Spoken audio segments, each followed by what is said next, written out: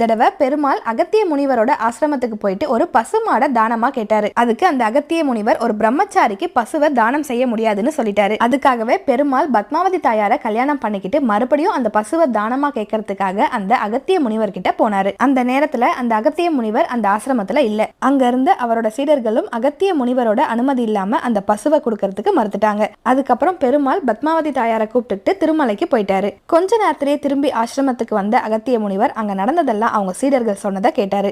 மூவுலகையும் ஆள்ற பெருமாளையே ஒரு பசுமாட்டிற்காக காக்க வச்சிட்டனே அப்படின்னு அந்த அகத்திய முனிவர் ஒரு பசுமாட்டை கூப்பிட்டு பெருமாள் போன வழியிலேயே போறாரு. போன கொஞ்ச தூரத்திலேயே அவர் பெருமாளை பார்த்ததும் கோ இந்தா அப்படின்னு சத்தமா கூப்பிடுறாரு. கோ அப்படின்னா பசுமாடு, இந்தா அப்படின்னா எடுத்துக்கொள். அகத்திய முனிவர் கோ இந்தா அப்படின்னு சொன்னது கோவிந்தான்னு மாறிடுச்சு. இதை கேட்ட பெருமாள், எனக்கு கோவிந்தா அப்படிங்கிற நாமம் ரொம்பவும் பிடிச்சிருக்கு. என்னை வழிபடும் பக்தர்கள் கோவிந்தாங்கிற நாமத்தை சொல்லி அழைத்தா அவங்களோட பாவமெல்லாம் நீங்கி மறுபிறவி இல்லாம